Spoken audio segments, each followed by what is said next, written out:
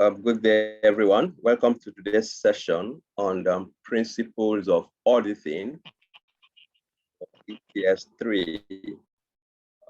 Before we commence, just a brief overview on who we are. We are ICAN online tutors, and the focus is to provide training materials, high quality and intensive lecture materials for professional accounting and finance certification. And beside ATS, we also provide training for ICAN, ACC, and CISA. And our training materials are quite flexible. We have them in video content,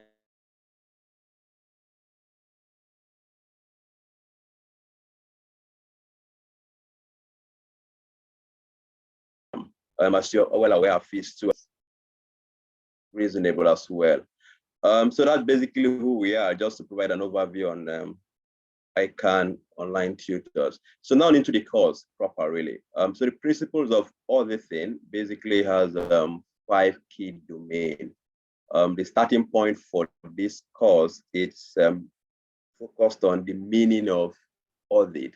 And that's the starting point for us, trying to understand what audit is. And then we're looking at the legal regulations and specific theories that relates to the audit process. And that takes 25% of the marks. The second part of the syllabus focuses on the assurance process itself. This section speaks to planning, process of planning and audit, evidence gathering and procedures. And then the third domain syllabus, which is 20%, really focuses on internal control. That area speaks to different processes that organizations put in place to ensure that they achieve their objective. Domain D of the syllabus speaks to public sector and IT-based systems assurance. From domain A, B, the focus would be more on the private sector audit, but then section D would speak to public sector, more focus on public sector and then IT-based systems. And then this domain E would be on assurance completion procedures. So that's an overview of the syllabus and what we'll be covering in the course of this course. Our focus is to complete this course on Principles of Auditing in 10 weeks, to run through the syllabus in 10 weeks and cover all that is required to pass these exams. We would be exam focused. And then the last 2 weeks, because the 12-week program really, the last 2 weeks would be mainly for question practice, question-based practice. So just to give you a little overview on what to expect for this exam, because once we know what to expect, it gives us the structure and the guidance as to how to prepare for it. The auditing is a 3-hour paper divided into 2 sections. We have section A, which has about 50 marks. Consists of 2 sections, really, in subsections, really. There's 30 multiple choice questions and 20 short answer questions covering the entire syllabus. Then the section B, you have 6 questions, out of which candidates are expected to answer any 4. From the examiner's report, students tend to have challenges with the section A because they are all compulsory questions. So in the course of this class, we'll ensure that we give close attention to key concepts and key terms and how that part of the exam is structured so that you're better prepared to address it and answer the questions and get a pass mark in your exam, which is our primary focus here, really. So how would we approach this? We're looking at, like I said, we're looking at the 12-week program. First 10 weeks will be focused primarily on the content, ensuring that you have a full grip of the key concepts, the key terms, the procedures around auditing, really. And then we're planning a mock. At least we have 1 mock here, really, but our goal would be to get at least 2 mock. You to attempt 2 mock on that time condition. And then we'll have a final week for a question and answer session, just to clarify gray areas in this topic in the course, really. So I will look at that. So let's go into the course proper by looking at the first domain area of the syllabus. So starting with the nature, purpose, and scope of auditing. thing. That's the first focus, really. And the best place to start is to look at the definition of audit. So what is audit? Auditing is defined as a process carried out by an appointed qualified person or body whereby the records and financial statements of an entity are subjected to independent examination in such detail as will enable the auditor form an opinion as to the truth and fairness of the financial statements. There are a number of key terms and concepts there that it's really important to pay close attention to. The first thing to know is that auditing is a process. So it's just like trying to make jollof rice, for instance. You need to go through a process. You need to go through a number of steps to achieve what you're trying to achieve. And so it is with audit. There are a number of steps that needs to be followed to achieve the audit objective. It's also important to remember that this audit is carried out by a qualified person or body. So what that means is that there are qualifications that need to be met to be an auditor. And part of the qualification is the fact that an auditor should be one who is professionally qualified by becoming a member of the professional body in his or her country, the chartered professional body. So that is a requirement to be an auditor. Beside the qualification, the individual needs to have the relevant skills, experience, and integrity to carry out the audit examination. It's also important to state that another key concept in that definition is the fact that the auditor is concerned about the financial statements. That is what it's concerned about. It's not concerned about other aspects of the business, but primarily on the financial statements. And what are financial statements? These are written records that convey the business activities and financial performance of the company. Financial statements will generally include your statement of profit and loss and other comprehensive income, a statement of financial position, which some people call the balance sheet, and then the statement of changes in equity and the statement of cash flow. And so the auditor reviews financial record, and these financial records are subject to independent examination. What does it mean to be independent? Being independent means that the auditor's work should not be influenced by the client he or she is auditing. And a key concept to note about independence is that independence requires integrity and an objective approach to the audit process. For you to be independent, you need to have integrity. You need to be honest. You need to be fair. And you also need to be objective and unbiased in conducting the audit. A key term to note about independence is that independence should not just be in facts and in attitude of mind, but the auditor should also be seen to be independent by external parties. And take, for instance, you're going to audit a business, and the manager of that business is your in-law.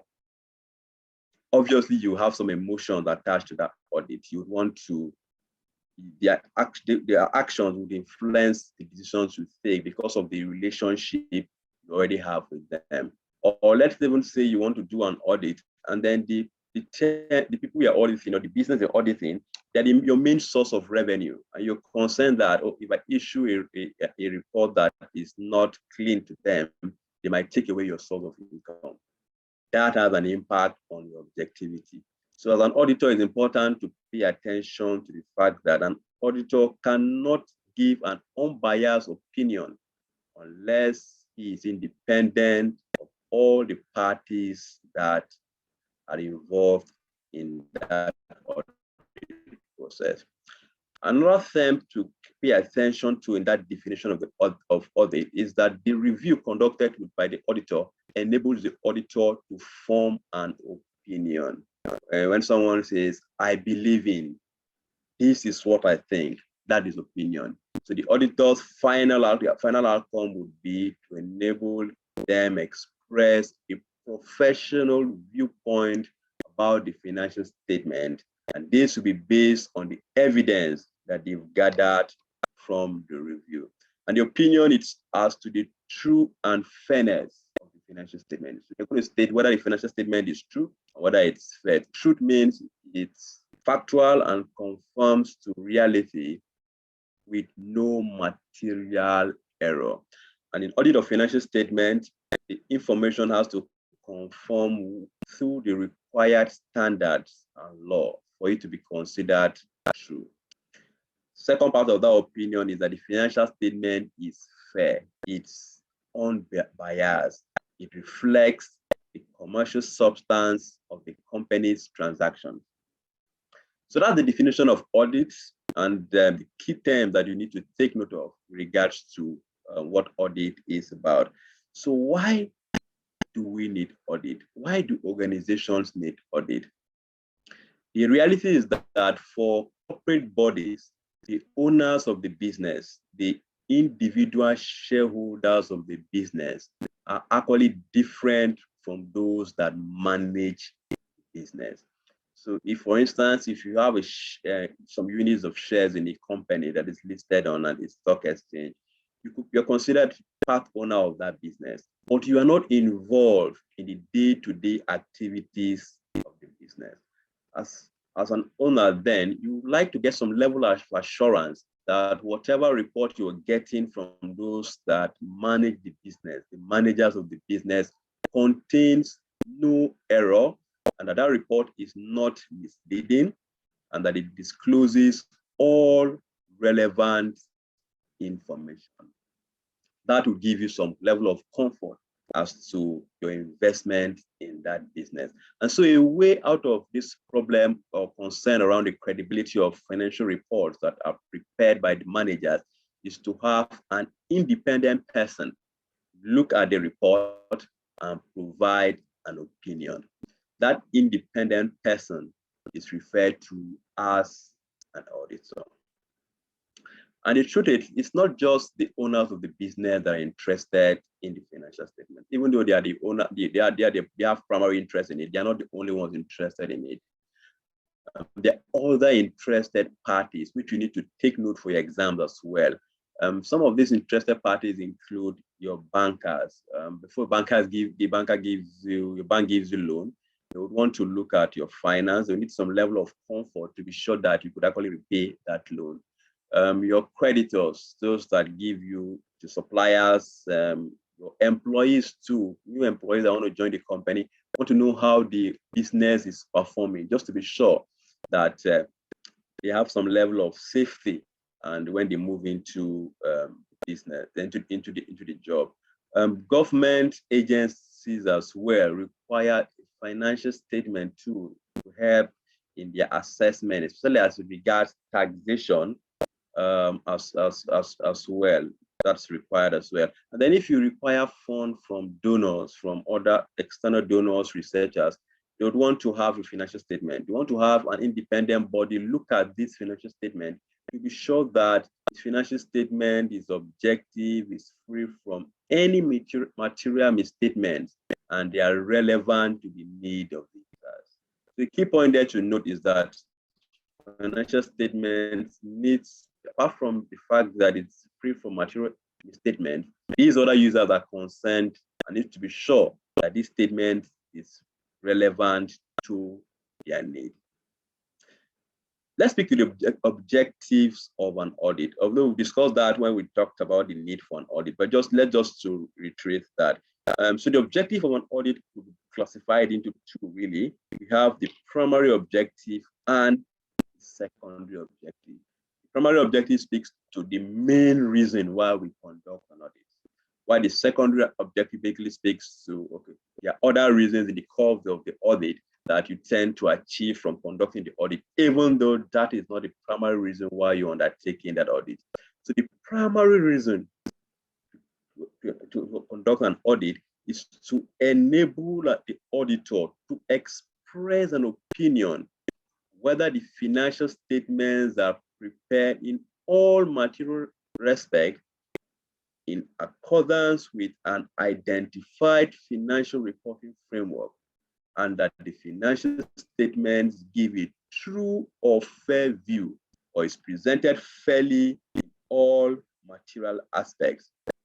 That is the primary objective of an audit. It is important to take note of that. That is the primary objective of an audit, to express an opinion as to the truth and fairness of the report. Secondary objective is basically to detect errors and fraud, to help prevent errors and fraud as well, and to help the client to improve upon its accounting and internal control system. Now, these objectives, like I mentioned, secondary objectives, they are not the reason why an audit is conducted. They're not the primary reason. They're not the main objective of conducting an audit. But you could get to achieve this if you do embark upon an audit. Now, in conducting an audit, if you remember the definition we spoke to, we said that an audit is a process. So this process requires that you comply with a number of rules and regulations. And a big part of this is the code of ethics for members of a professional bodies that's issued by the International Federation of Accountants. So what are the principles of an audit? One is independence. Independence speaks more to the structure. So the auditor should be independent of the client or the organization he or she is auditing. The reporting line should be such that supports that level of independence. It is also important for the auditor to have a high level of integrity. Integrity means that you are honest, you are open, you're not hiding anything. So that's integrity. A third important principle of an audit is objectivity. Objectivity speaks to you as a person. You should be free from any form of bias. And objectivity could generally be impaired by, for instance, your relationship with those you're auditing. If you have a very close relationship with them, that will affect how you interact with them. That will affect how objective you are in presenting your report. If you have some interest, some level of self-interest in the business, possibly you're looking for a job there, you want to align with whatever management says because you don't want them to say no to your request. So objectivity, it's something around that as well. So those are some of the things that could actually impair objectivity. As an auditor too, a fourth guiding principle is competence. And so that is why regulatory requirements around auditing require that the auditor should have some professional qualification, should have some skills, some knowledge, and some experience, some level of experience. And then added to that is the need to exercise due care. Due care means you should be careful. You should not be reckless in carrying out your responsibility. A fifth guiding principle of audit is confidentiality. Your ability to keep secrets, the ability not to disclose information about the client to outside parties. And that's because as auditors, we get to access a lot about the company. You get to access the financial records, how the company makes money, how they spend money, the salaries of the personnel in the organization. And these are not information that are meant to be sent out to external parties. So a key requirement there is that you should learn to keep it secret. That's confidentiality. A sixth requirement is the need to behave professionally, called professional behavior. So what does it mean to have professional behavior? That basically means you should not be engaged in any activity that would bring the audit profession to any form of disrepute, any form of damage in the eyes of the public. That is very important. And then the seventh principle is the need for audit to be conducted in accordance with standards, technical standards, such as international standards on auditing. That's the key requirement as well in conduct of an audit. An auditor, in carrying out your audit, throughout the audit process, they need to display what we call professional skepticism. Professional skepticism means that the auditor should have a questioning mindset. You shouldn't accept everything on face value. So, for instance, you auditing revenue, and it provides you with receipt, and this receipt is photocopied. As an auditor, your professional skepticism should make you take a look at that receipt and say, oh, what if this receipt is forged? What if the value is not what was sold? What if the company is trying to manipulate this figure?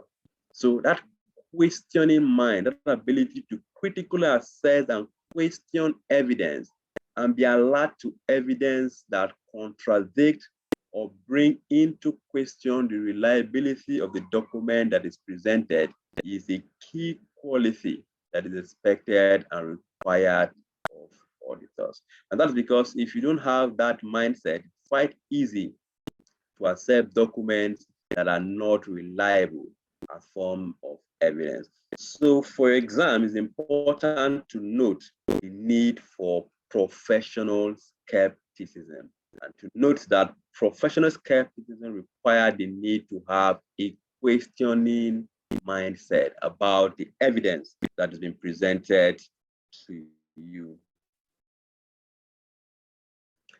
So let's move on to talk about scope of an audit. What does the term scope of an audit refer to, and how do you determine the scope of an audit? So the scope of an audit refers to the audit procedures deemed necessary in the circumstances to achieve the objective of the audit. So you will see that the scope comes in after the objective of the audit has been determined. And that's because your scope needs to achieve your audit objective. That's the key point, especially for multiple choice questions. Determine the objective, and then you determine your scope. And the scope should be such or one that would achieve your audit objective. And your scope basically is the extent of your check, the audit procedures you plan to undertake to achieve the objective you set on ground for that audit. And this scope, what you meant to check, what you meant to review, is determined by the auditor. It is not the audit client or the company you're going to audit that determines the scope for you. So it will not be proper for you to go into an audit and then have the company or the audit client tell you, check this, don't check that, check this other one, leave this one, let this go. No, the auditor is responsible for that. And in determining the scope, the auditor takes into consideration regulatory and professional requirements with regards to that audit, and also relies on his experience, his prior experience in regards to auditing that client or auditing that industry or that organization. That prior experience the auditor relies on is what is referred to as professional judgment. Now, in conducting an audit is basically designed to provide assurance to the owners of the business and to other parties as well about the credibility of the financial statement. But what type of assurance does the auditor provide? The auditor provides what is called a reasonable assurance that the financial statements taken as a whole are free from material misstatement. So the auditor doesn't give you what is called absolute. Absolute assurance means you are 100% sure, you are certain that the financial statement is free from misstatement. That isn't the level of assurance the auditor gives you. But the auditor gives you a high level of assurance called reasonable assurance. So why can an auditor not tell you that the financial statement is absolutely free from error? There are a number of reasons why, which is important to take note of, especially when it relates to the multiple choice and the section B on short answer questions. So what are some of the reasons? One is the fact that as an auditor, when you go to conduct an audit, you do not check every single transaction in the financial statement. That's because you don't have the time to do that. Just imagine it takes the company a whole year to process all the transactions you have in the financial statement. And then for the 1-2 months where you have to conduct the audit, you want to check everything from beginning to end. It's not possible. So what the auditor does is to sample some transaction. That is called testing. So because you use that testing technique, you sample some transactions to test. And then based on those transactions you sample, provide an opinion. There is a risk then that you might have missed out in some important transaction or missed out some important transaction when sampling for the testing purpose. So for that reason, you can't give an absolute assurance. The second reason is the fact that controls have some inherent limitations. For instance, you work in a company where management has certain controls that for you to process some transaction, you need to go through a number of steps. But the manager comes and said, no, I want it to be done this way. I want you to move this money from point A to my account or point A to point B without following the due process. Ordinarily, employees could concern about their job and they could go along with that management override. So because management can actually override controls, there's that risk that as auditors, because there's that override, you might not be able to detect that such an override occurred. There's also the possibility of collusion. People come together to commit fraud or to post unauthorized transactions or transactions that are not right or they are not proper. As an auditor, your job is not to go and investigate every single transaction as to whether it is true or not. So whether there is that collusion, what is false might seem to be right. So that's another reason why absolute assurance is really difficult. The third reason is the fact that most audit evidence is persuasive rather than conclusive. So what do we mean by that? So basically that means is what that means is that as auditors, what evidence you consider reliable and sufficient depends to a large extent on you, what convinces you. So if, for instance, you go to check some equipment and then you go to the warehouse and then they show you the equipment and you're doing stock count and then you count it and it's complete. As an auditor, that to a large extent persuade you to believe that that stock exists and that stock is correctly captured in the book. But bringing in professional skepticism, what if that stock was actually borrowed from somewhere and brought in just for you to count and then do your audit and leave? So things like that make it difficult for you to provide absolute evidence, absolute assurance as well. It is also important to note that the gathering of audit evidence, for example, it's decided by the nature, timing, and extent of audit procedures that the auditor has decided to undertake. So what you decide to undertake, what you decide to check, determines the kind of evidence you obtain, and you use your judgment in deciding what you decide to check. And the auditor actually draws conclusion based on what he or she has reviewed. So based on these 4 reasons, the auditor cannot provide absolute assurance, but rather provides what is called reasonable assurance. And what is reasonable assurance? A high level of assurance. Now, let's speak a little bit about audit risk and materiality, because those are 2 key concepts as it relates to auditing. And the concept of audit risk is one we've spoken about when we talk about reasonable assurance. And that concept of audit risk speaks to the fact that it is possible that the auditor will form an opinion that is inappropriate. How can this happen? One, And how can this happen? This can be linked back to the limitation of audit which we considered earlier. One is in sampling, you pick samples that do not reflect your entire population. And so you form an opinion based on that incorrect sample. So that risk actually exists. So what that means is that for the auditor to mitigate such risk, it's important for the auditor to plan and perform his audit in such a way as to reduce audit risk to an acceptably low level that is consistent with the objective of an audit. It's just important for the auditor to obtain sufficient and appropriate audit evidence to be able to draw reasonable conclusions on which to base an audit opinion. And so the evidence you collect, we'll speak more about this in the section on evidence collection, really. But the evidence you collect should meet two criteria. One is it should be sufficient. Sufficiency means it should be enough.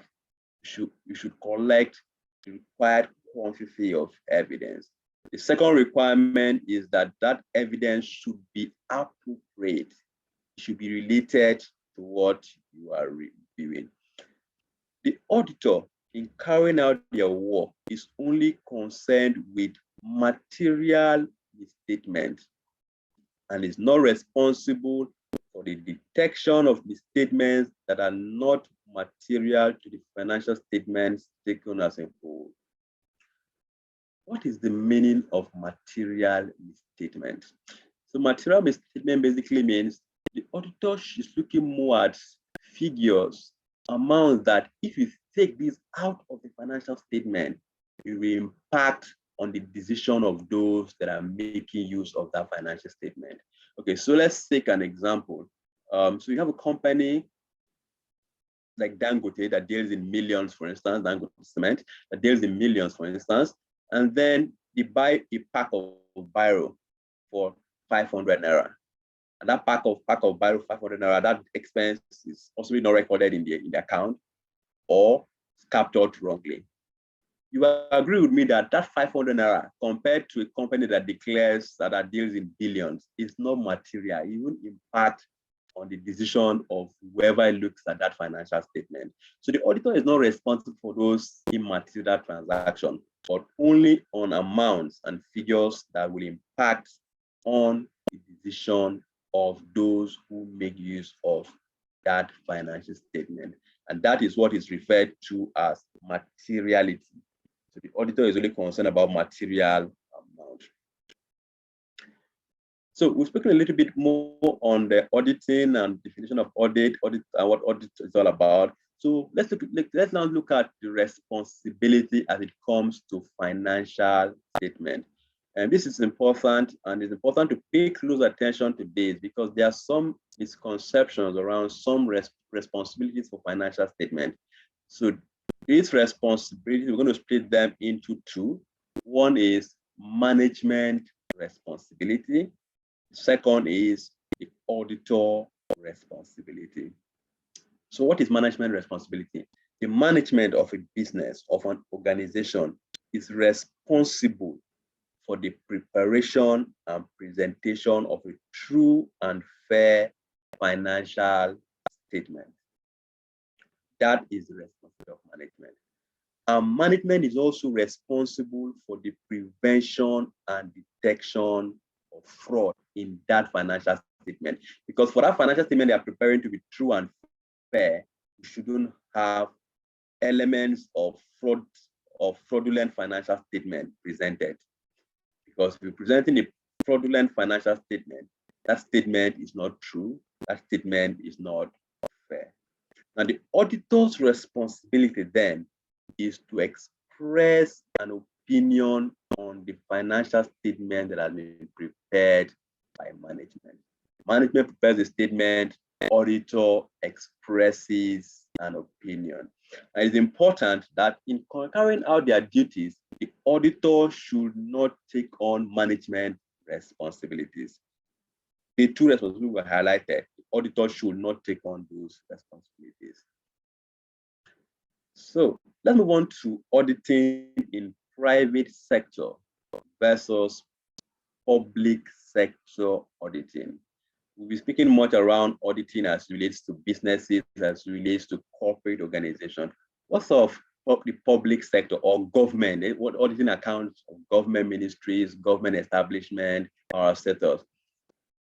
The truth is, the principles of auditing, the guiding principles of auditing is the same, regardless of whether you're auditing a government establishment, whether you're auditing a non-governmental organization or an NGO, or you're auditing a private organization. The principle remains the same. The only difference will basically be in the objective and scope of that audit. Please pay attention, take note of that.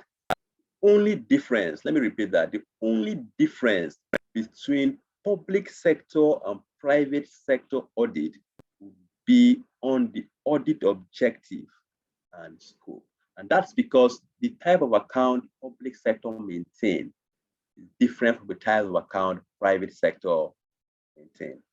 The objective of public sector, which will basically be more on value for money, ensuring that the government or the establishment is able to provide value to the citizen based on the resources, is different from the objective of private sector, which is basically to maximize wealth for the owners of the business.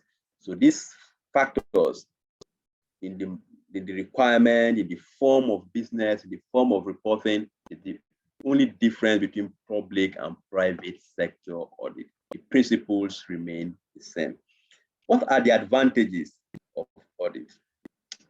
Auditing is carried out to add credibility to the financial statements concerned and to assure stakeholders of the truth and fairness of the financial statement. That's very important. That is the primary objective of an audit. In addition, an effective audit helps organizations in a number of ways. One, to obtain a loan. Financial institutions will be more comfortable granting loan if the financial statement they're looking at has been reviewed by an independent person. Another advantage is it helps to facilitate the sale of a business. On the basis of valuation of the assets and liabilities of your business, it's easier for a businessman or an organization to sell its business to another party. It's easier for you to determine the true price of the business.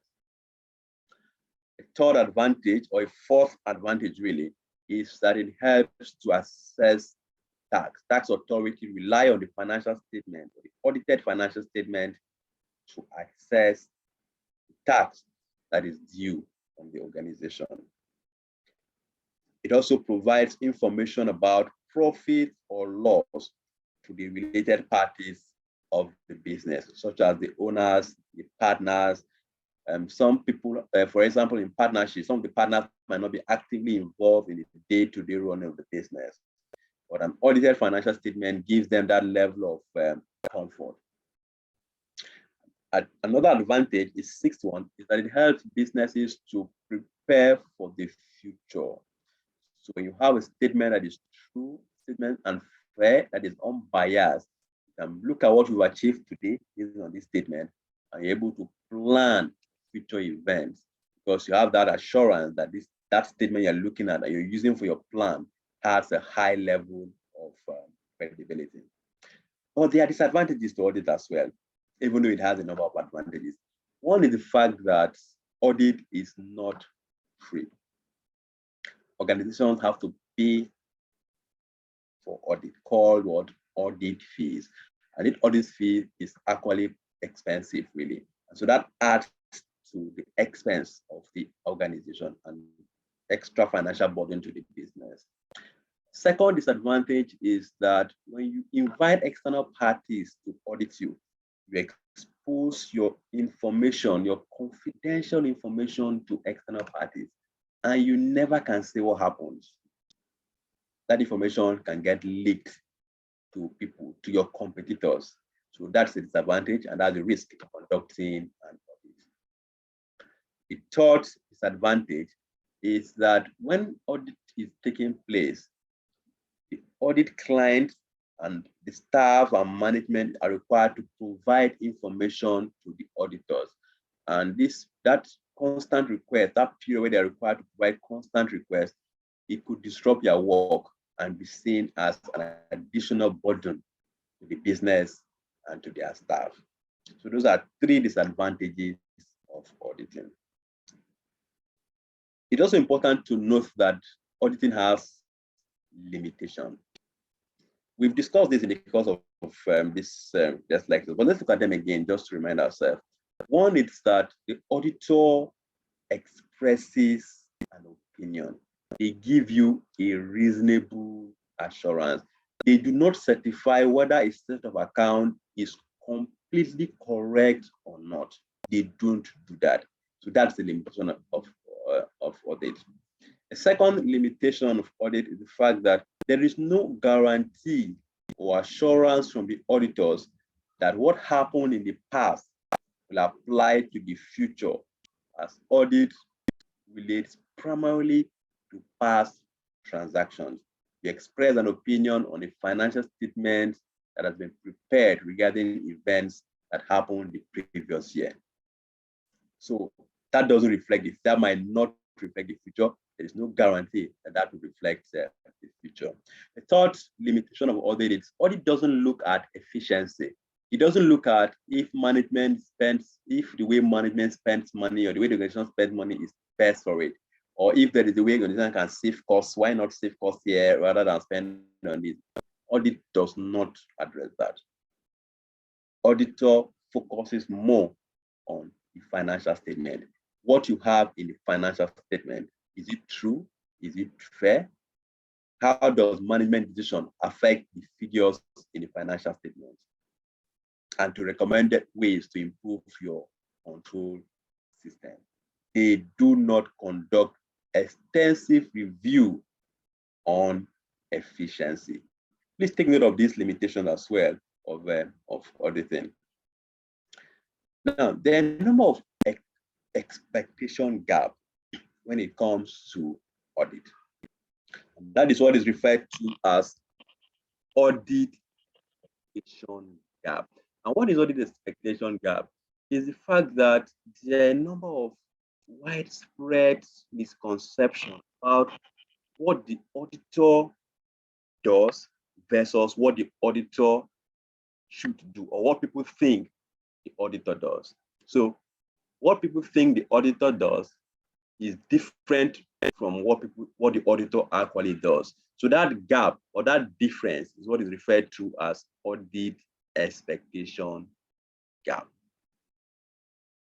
That widespread misconception about what the auditor actually does versus what people think that the auditors do and what the auditors are meant to achieve. So what are some of these audit expectation gap?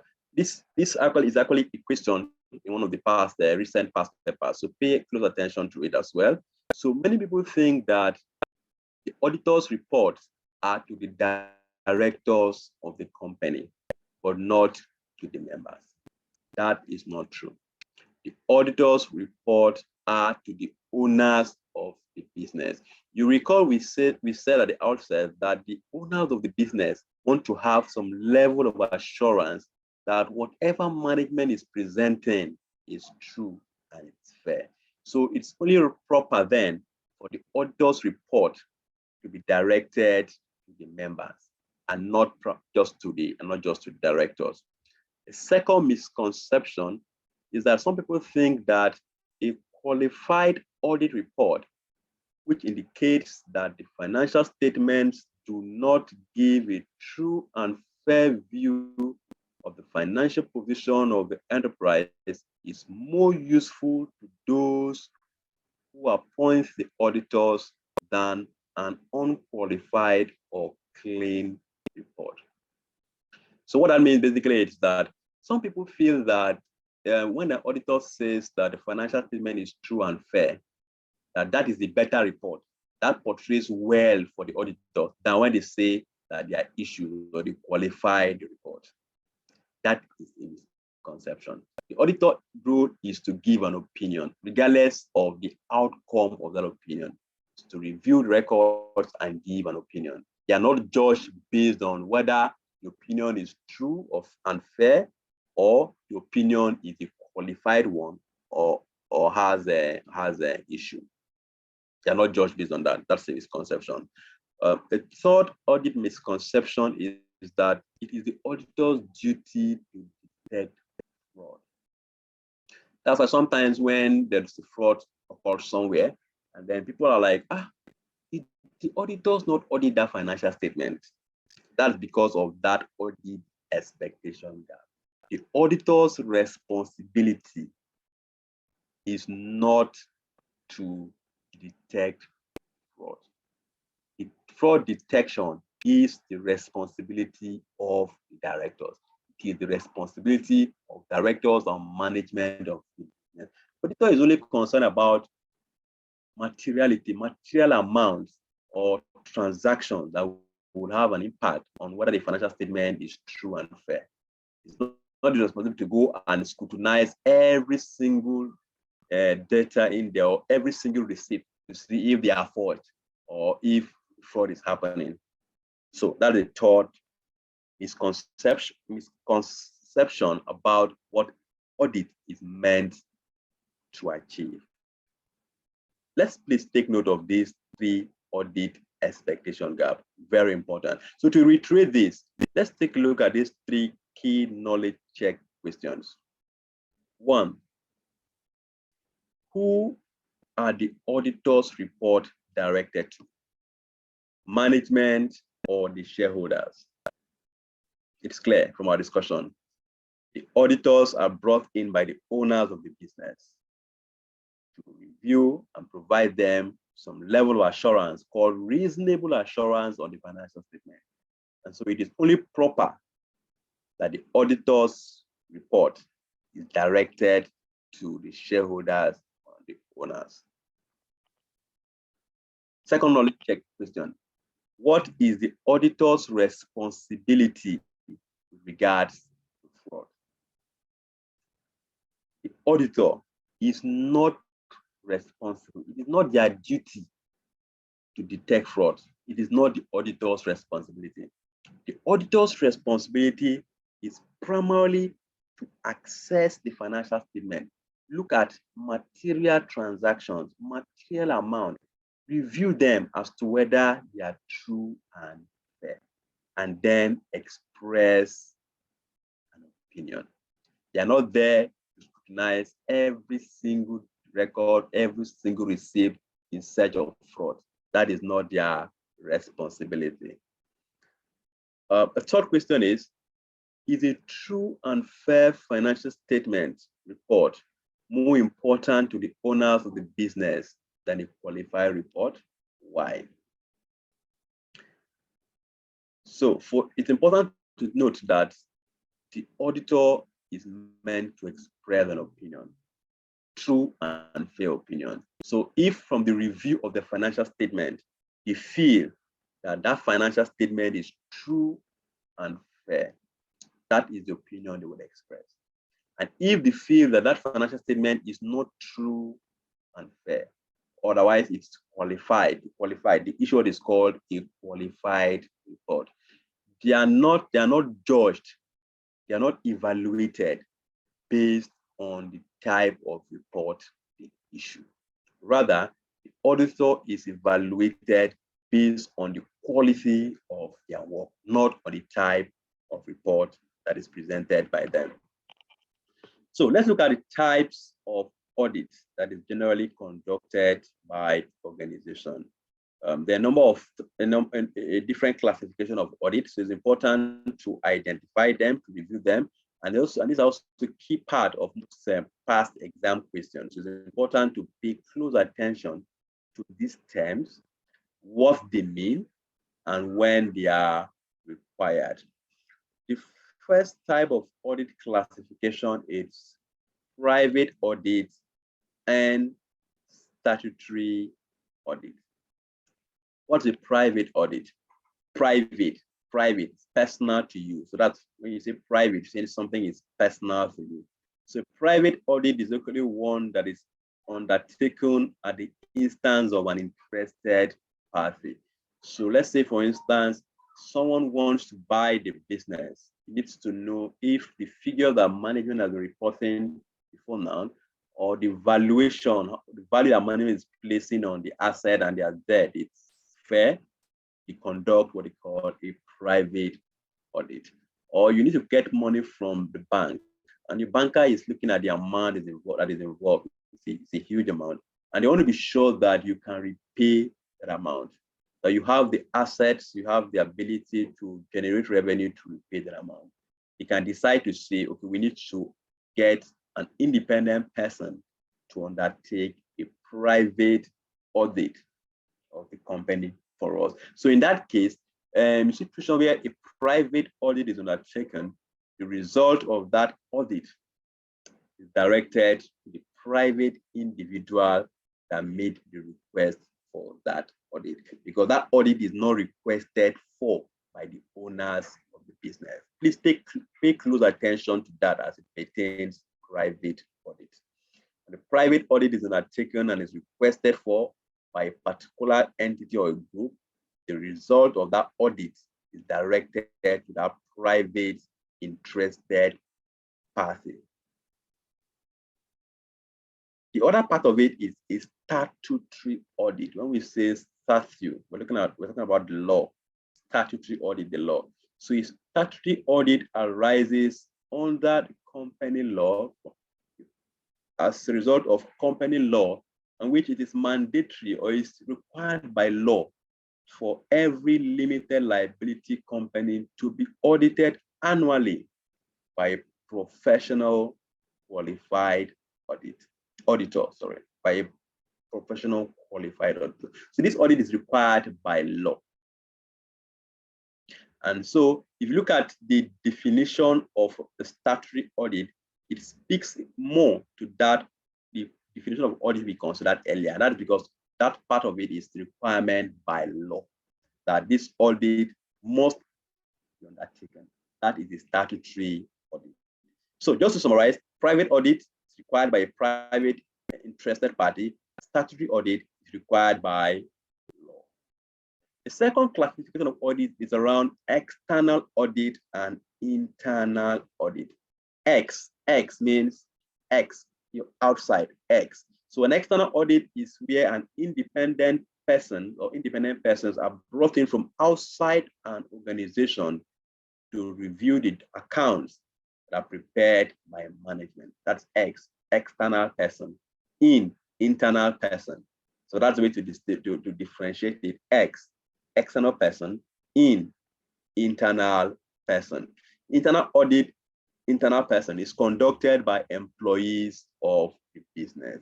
It's important to state that the primary focus of the principles of auditing, this course really, is on external audit. And that is why you have that definition of audit, focus more on that external audit and the independence requirement, and you need to have some level of qualification to be an auditor. So that speaks to external audit, and that's the focus of this course really. So what's the difference between external audit or external auditors and internal auditors? Please pay close attention to this part as well. It's a likely exam question really. One, it's the fact that, like we mentioned, external auditors are not employees of the organization, and as such, they are independent of the business. Internal auditors are employees of the business. And because they're employees of the business, management pays their salary. So that may impact on their independence. A second difference between the two is on their responsibility. External auditors have their responsibility fixed and determined by law. So when they're conducting the audit, you need to ensure that it complies with company law in the country, it complies with auditing standards, because these laws determine what they are meant to do, their area of focus, and what they are meant to check and ensure that the organization complies with. However, for in or internal auditors, what they do is determined by management. A third difference is on who they report to. External auditors report to the owners of the business, and the owners of the business would be shareholders, partners, depending on the structure, but really the owners of the business. That's the key thing for external auditors. Internal auditors, they're employed by management, they're employees, so they need to report to those that employ them, which would be management, board of directors, and the audit committees in some instances as well. The nature of work done. For external auditors, they perform their work to enable them express an opinion on the truth and fairness of the accounts in accordance with the requirement of company law. So external auditors are basically concerned about financial records, your accounts, financial records. Internal auditors don't have a direction. They're concerned about anything that is done by management. So management can say, today, go and review information security to be sure that our systems are secure.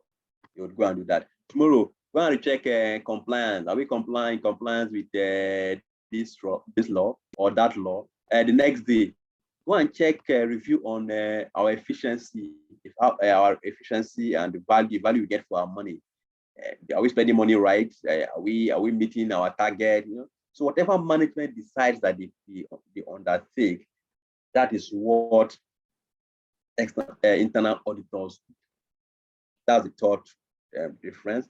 Then the fourth difference has to do with the qualification. To be an external auditor, you must have a professional accounting qualification. That's the requirement. So that would depend on the accounting body in your country. So if you're in Ghana, for instance, the Institute of Chartered Accountants in Ghana, you need to be a professional member of that institute. If you're in Nigeria, you need to be a member of the Institute of Chartered Accountants of Nigeria. So for anyone that is interested in becoming an external auditor, you are already in the right step by taking on this professional certification towards that qualification. But for internal auditors, there is no specific requirement as to them being member of a professional body. So it is not a requirement. Some organizations may ask you to be, may require that some of those that are coming in be member of professional body, but it is not a requirement to be an internal auditor. Let's look at another classification or grouping on type of audit. So looking at the terms complete audit, interim audit, and continuous audit. What do these terms mean? And what is the difference between them? These are questions, good and likely exam questions as well. Complete audit is that audit that takes place at the end of the financial year of the business. So the business prepares its account from January 1 to December 31. At the end of December 31, the auditors are brought in to conduct a review of the account and financial records of that business and express an opinion. That is what is referred to as complete audit. Second classification is what is called interim audit. Intermediate, that's interim, intermediate, in between. So before you conduct the complete audit, in between it, that audit you conduct can be referred to as interim audit. So that's the way to remember that concept: interim, intermediate, in between. So yes, you need to express an opinion at the end of the year, but you could actually conduct audits in between or intermediate or interim, which could be either every 6 months or every 3 months or even monthly, depending on the volume of audit work. Take note of that. What determines if an organization should conduct an interim audit? It is the volume of audit work. So if the organization has, it's a big company, it has high volume of transaction, and you think that as an audit firm, you feel that keeping everything for the complete audit will be very tasking, you might not be able to achieve your audit objective. Due to that volume of work, you might decide to split it by reviewing transactions for, say, every 6 months, first 6 months, which is even the most common one anyway. Most first 6 months, you review for that first 6 months, and then the next 6 months, you come and review for it, and then form an opinion. So the volume of audit work determines if an interim audit is necessary, and this will generally be the case in the case of large audit clients.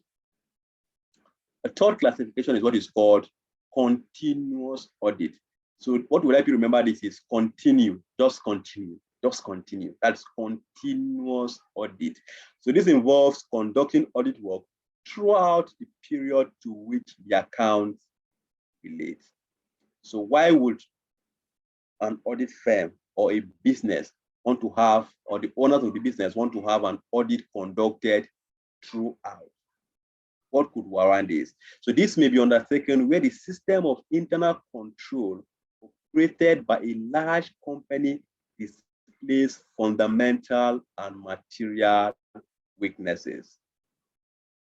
So let's quickly review that again, because these concepts are very important. So complete audit at the end of the year, interim audit in between, quarterly, monthly, every 6 months.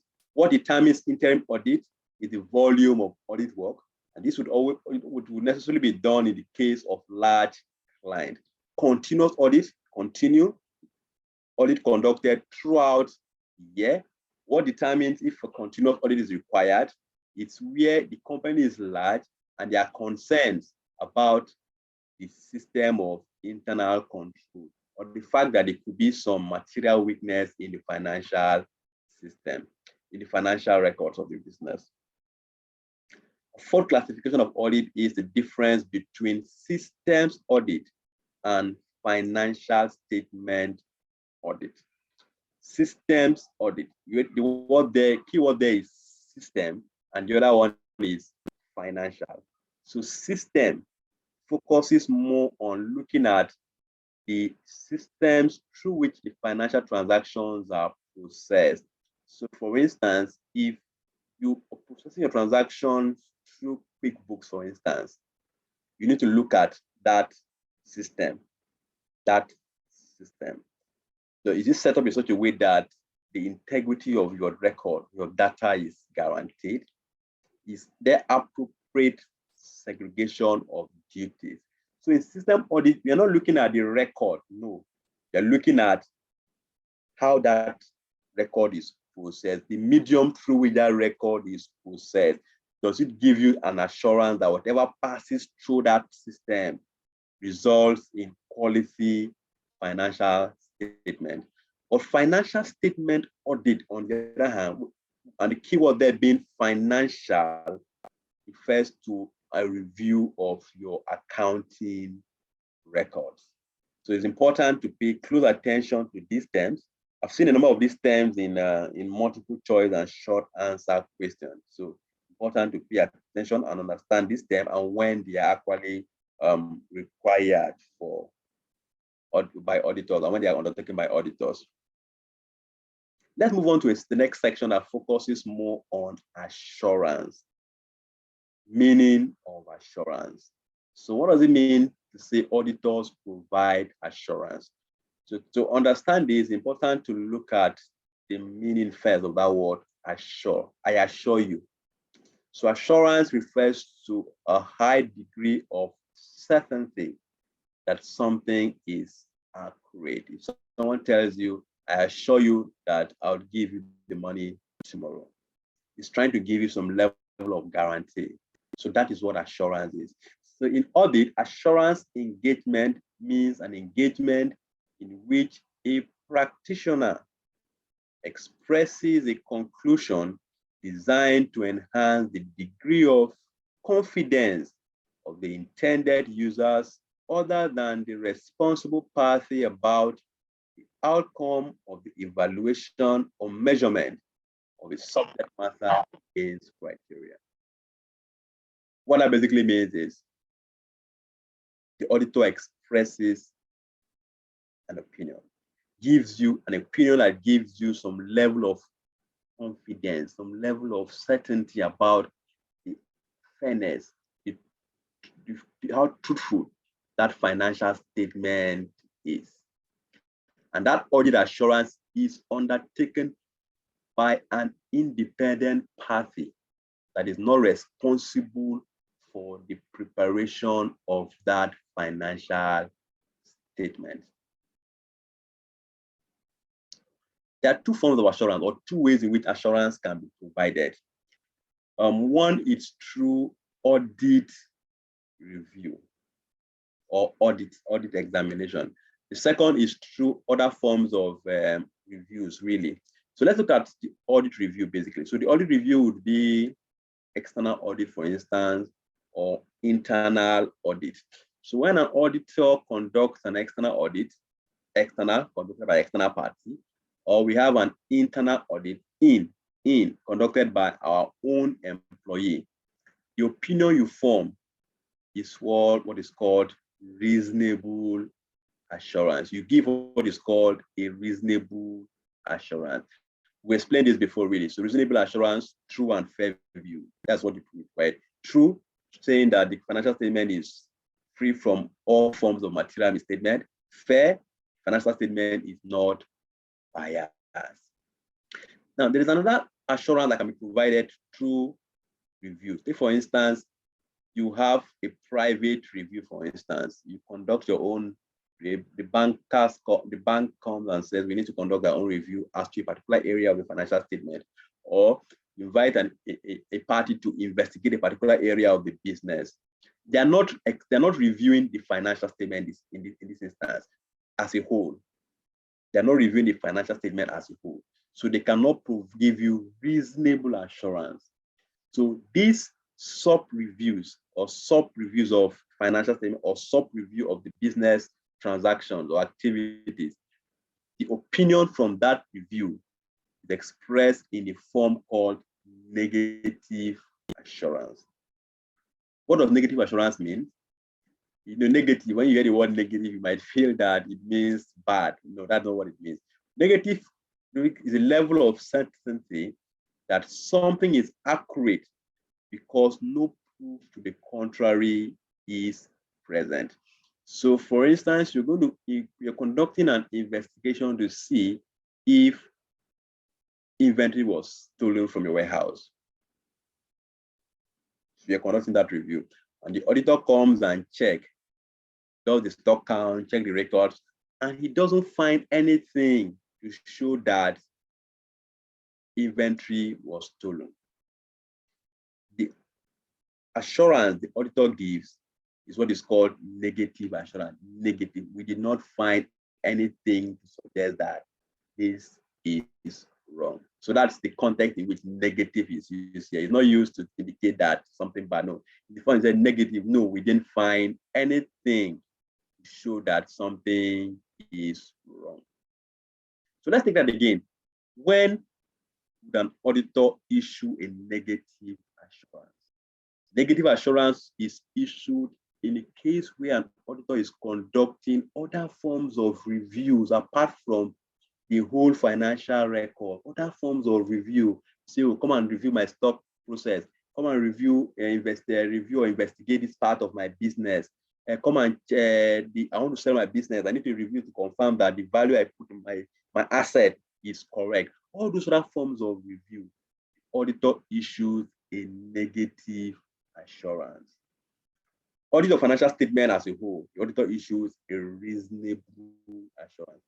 Negative, don't think of it from the bad part of it or that something is wrong. Negative means no, we've reviewed and we've not found anything to suggest that something is wrong. So that's where the negative comes in. And so because we've not found anything to show that something is wrong, it's presumed to be accurate. So negative assurance, another term for negative assurance is limited assurance. So sometimes in the option, you might not find negative assurance as an option when speaking to these other forms of review and investigation and what the opinion the auditor forms. You might have another term which is called limited assurance. It refers to the same thing, negative assurance, limited assurance. So let's look at the key elements of an assurance engagement. And so that helps understand how an assurance engagement is structured, really. So the elements of an assurance engagement. So for every assurance engagement, first thing to understand is there are 3 parties involved in it. For an assurance engagement, there are basically 3 parties involved in it. Please take note of that for exam purpose. So what are the parties? One is the auditor that is conducting the audit. The second party is those that prepared that financial statement, which would be management or director. And the third party would be those that intend to use the financial statement. So there is a 3-party relationship in an assurance engagement. In the case of external audit, the user would be the shareholders. In the case of a private audit, the users would be the interested party that requested for the audit. Please take note of the responsibilities of each party as it pertains to audit. A second element of an assurance engagement is what you want to review, or the subject matter, which in case of external audit, it would be a financial statement to be reviewed. Third element of an assurance engagement is the criteria you are using to evaluate that financial statement. So you have a financial statement, you need to have certain criteria against which you're going to evaluate it. So, and these criteria could be in the form of laws. What does the company law says about this? What does the company law says about when to recognize your revenue, or how to recognize your revenue? What does the accounting international standards and auditing say about how to conduct your audit process? So it's important to have that evaluation criteria, that rule in place as well in conducting your audit. A fourth element in conducting your audit is audit evidence. And audit evidence basically refers to all the information that is used by the auditor to arrive at his or her conclusion regarding the financial statement. Now, after gathering your audit evidence, there's a need to issue your assurance report or your audit report. This report, like we've said a number of times, often be directed to the owners of the business. So these are 5 elements of an assurance engagement. There are 3 parties involved. Subject is the financial statement. The criteria used to evaluate company law, IFRS, ISA, is the need to gather audit evidence. And it's also important to issue an assurance report at the end of your audit engagement. So let's look at this. Let's quickly look at the audit process. We've said that in definition, that definition of audit, it should guide us through this part of the course, really. We said that audit is a process, and I make reference to an example. Example earlier on, I said like you're making jollof rice, you need to go through a series of steps to achieve that objective. So the conduct of an audit assignment follows a disciplined and systematic approach. And what are some of the steps? The first step to undertake an audit is to first discover or get a background of the system and operations of the organization on a theoretical basis. So when we say theoretical basis, we mean at this point you're trying to understand how the business is structured, the policies, the procedures, and how they do things in the business. So how can you get this information? One is you could interview selected management staff to obtain information about how they do things, their procedures. Second thing is you could refer to procedure manuals and organizational chart, basically to determine where people sit, who reports to who. If someone needs to do something or make payment, for instance, what's the process, who does it flow to, who are those that have power to direct the affairs of the business. You also could also try to ascertain the background and nature of the business by looking at records. And then as you do, as an auditor, you try to have your own system notes and possibly draw a system flow chart around how things work in the business. So at this stage, you're focusing more on design, how things are, the policies, how they do things on paper or based on what you are told. Now, after you gather that information, you move on to the second step. You want to be sure if what you've been told or what you've read in the document is actually, it's to a large extent, it's true. So you want to review the operation of that system in practice. So one of the things you would do is, some of the first things you would do is to observe. So for instance, they tell you that before every month we do a stock count to be sure that our stock is complete. So you want to be observed, you want to check and see from your own view, possibly when you think they are meant to do it, they actually do this thing. They check this thing.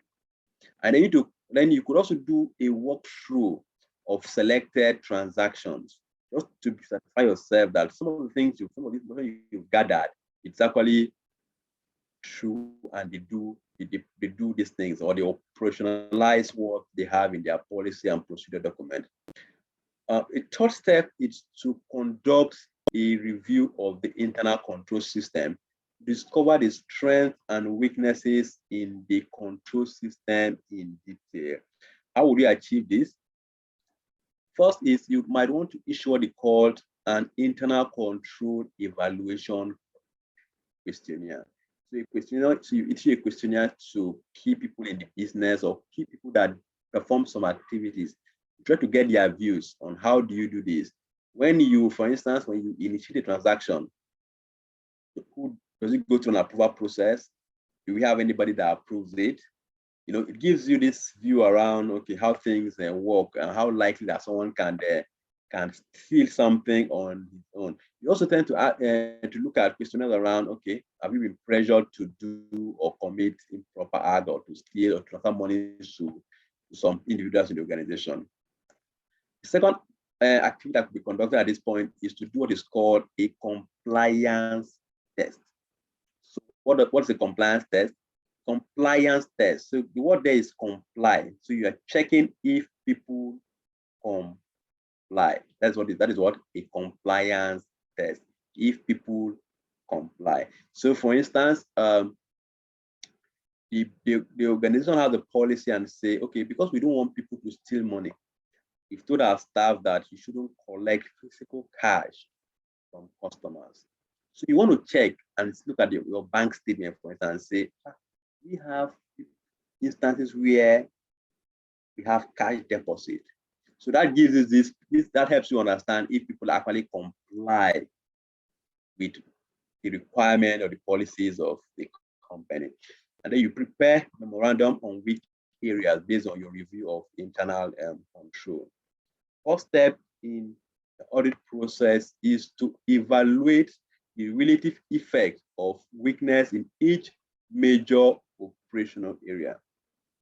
So if you've noticed that there are some weakness in the system on the way things are done that impact on the figures that are really reported in the financial statement, you need to consider what impact that would basically have and the how it would impact on your opinion on the financial statement. So let's take, for instance, the organization has a policy and say, okay, before we issue out any check to anybody, we need to have two people in the company look at it, review the document, and sign off. And then in the course of your review, you've noticed that for some transactions, only one person signs off. And then when you ask and you inquire, they tell you, oh, this for any transaction that is above 10,000, so that we don't have delay in payment or delay in processing payment. We grant that leadway for one person to review it. So you want to ask yourself and say 10,000, is this material in the financial statement? So if the company is one that does billions, you agree with me that 10,000 is not material. So it might not really be material. But if we were to see that one person is reviewing 1 billion, 2 billion transactions, the answer is obvious and clear that that would have an impact on the financial statement, because it's possible that one person being able to issue check can just issue that check himself and move the fund to his account. So there's that high risk. Financial statement could be stated because of that flaw in internal control system. And in considering the weakness, we have said that it's important to refer to materiality as very important. And then the second thing you look at is if you have additional control, which is called compensating control. So what is compensating? So compensate means this is what you're meant to get, but you can't get it, but I'm compensating you for it. So that's compensating control. So for instance, you're meant to have in the organization, you're meant to have, when you bring in, let's take an instance, you're bringing in inventory or stock, you're meant to have 2 people check and confirm it. And then you see that 2 people actually did not check it. So there's a likelihood that whatever value you're reporting in your account as inventory value might be misstated, because the person that is taking might not do the right thing, or there might be collusion with the person bringing it, or there might be theft. But then you could also check, but before arriving at that conclusion, you need to check that beside that first receipt, does the organization have processes in place to do further check? Do they have like audit? How regular do they conduct their own internal audit? Do they have like an external independent employee come to check later on? Do they have people that come to reconcile revenue against what you have in the inventory? So once you have those controls, those are called compensating controls, you are able to evaluate things and determine if the weakness is actually material. So let me take that step again. So once you determine that there is a weakness in a financial statement, there are 2 things that are important that you do. One, determine if it is material. If it is not material, it is not within the scope of your audit. You could make recommendation for improvement, but it does not impact on your opinion because it is not material.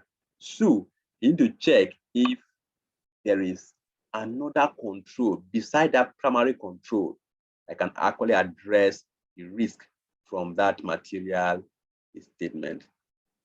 And whatever risk you have, whatever weakness you have, it is important to report it to management for the purpose of evaluation and resolution of the issues from it. The first step, the 5th step in the review of financial statement is to confirm the reliability of the records as a basis for preparation of financial accounts. So at this stage, you finish looking at the control. Now you're looking at the actual records now, the receipts, the purchase documents. So you need to have a review of them to be sure that they are reliable. So how can you do this? The first step is to prepare a detailed audit program specifying the nature of substantive tests and the extent of transactions to be tested. If you notice that in step 4, we mentioned what is called compliance test. And in step 5, we mentioned what is called substantive test. What is the difference between the two? So in compliance test, the word there is comply. You're trying to check if the employees or the business, they comply with laid down control procedures and processes. You are not checking the specific amount. You are not checking the specific transaction. No, you're not checking for compliance to control. And in substantive tests, the focus now is on specific transactions. So you're able to identify, okay, they bought fixed asset for 100,000. We need to review that purchase. Does it exist? By doing what? Going to check if that fixed asset exists. Is the amount accurate? Check if there's a receipt.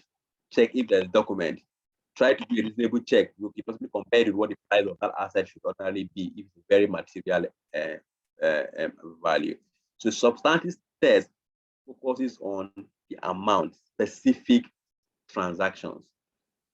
Compliance test focuses on checking if people comply with laws and control procedures. So you need to determine in this fifth step the transactions. After determining your developing your audit program, you need to determine the type of test, the transaction you want to test, the balances you want to test in the course of your audit. Next step really is to ensure that the financial statements are in agreement with the underlying record. So at the fifth step, you're looking at the record, full transaction, pick sample transactions and check.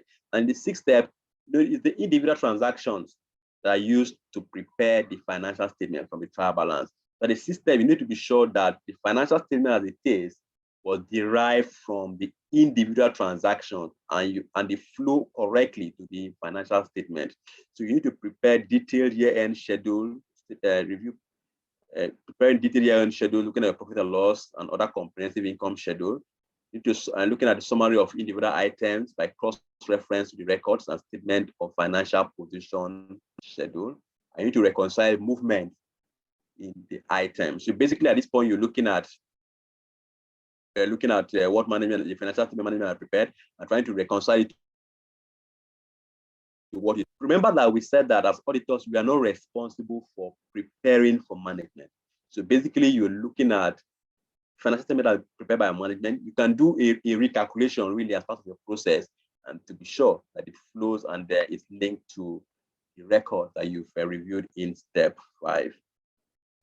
The seventh step is now to form an opinion as to whether the account as presented give a true and fair view and comply with statutory and other requirements.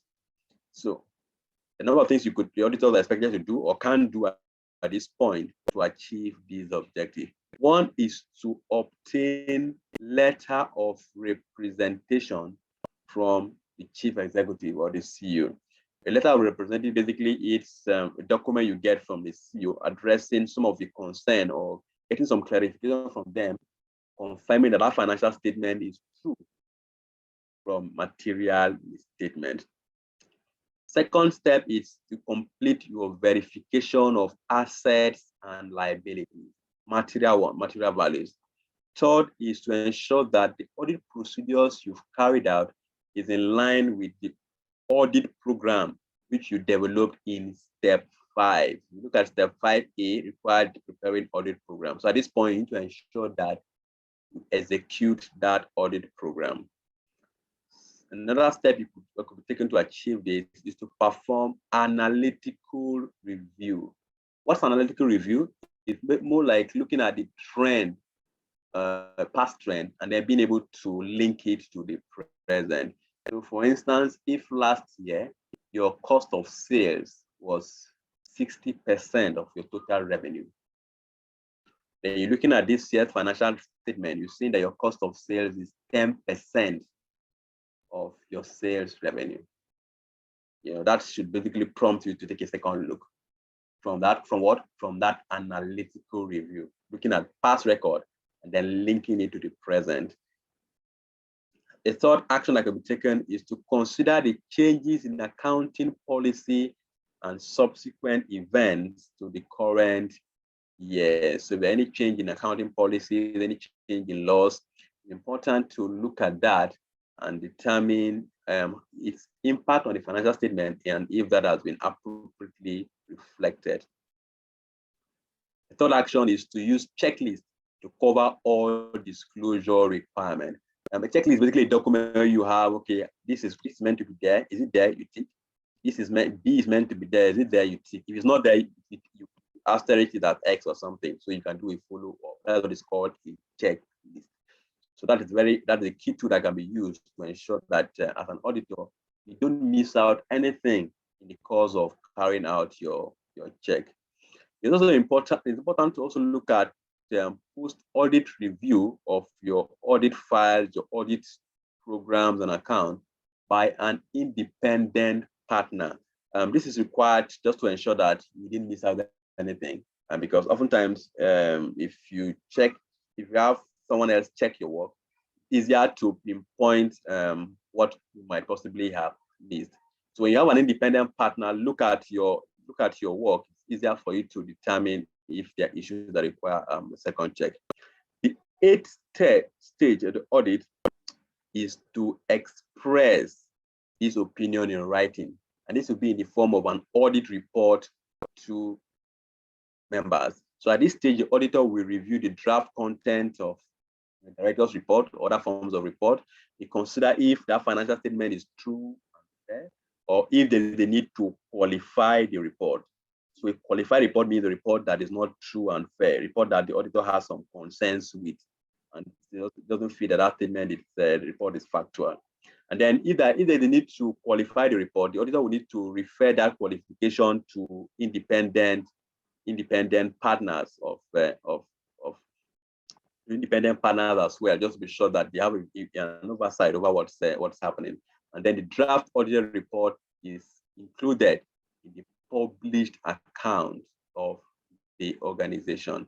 If you take a look at any public account, a financial statement of any company that is listed on the stock exchange, you would see an auditor report there. So you always have that audit report included in the published account. That's the final step, really, in the audit process. So that's an overview of the 8-step process that people would normally take in conducting, auditors would normally take in conducting an audit. So beside auditing, there are other assurance services that an auditor can undertake. That's because an auditor is also a trained accountant. And so as a trained accountant, you may be called upon to perform a wide range of other services other than auditing of clients' books of accounts. So what are some of these other services that an auditor or audit firms can undertake? One is accounting services. So this basically means assisting businesses to keep their records and preparation of their financial statement at the end of the financial year. Second, assurance service that auditors can undertake is taxation. This would involve assisting companies, businesses with the preparation and agreement on tax return for the purpose of making possibly your tax claim, computation of your capital allowance. And if there are any queries from the tax office, the audit firm will be able to handle these issues. And if they need to dispute any bill from tax office or procure certain tax clearance certificate on behalf of the client, the audit firm could actually do this. A third assurance service is around liquidation, receivership, and trust. So at audit firms, they also assist companies to ensure that they get the best value on their assets, especially if you're winding up your business or you're liquidating your business. The audit firm could actually help you with that process, because they could act in fiduciary capacity as trustees in accordance with whatever the terms of that trust deed is. Another assurance service that audit firms could undertake is basically provide some other general financial and accounting advisory. So general means there's really no boundary, really. So such as a company, you want to get listed on the stock exchange, like the audit firms provide such service, helps you to meet the requirement to get listed on the stock exchange, advise you on the requirement and what you need to do to meet that requirement. And for some organizations, you might want to set up a compensation scheme for your employee. So at audit firms, they provide such service. Some audit firms who provide secretarial services. Some could also provide data storage services, really, for businesses. So the above for these other assurance services that auditors can perform in their capacity as trained accountants has basically led to the grouping of audit firms into departments focused on taxation. So you have a department in the audit firm focused on taxation, focused on audit, Then you have another function focused on providing general consultancy. You have a function focused on information technology.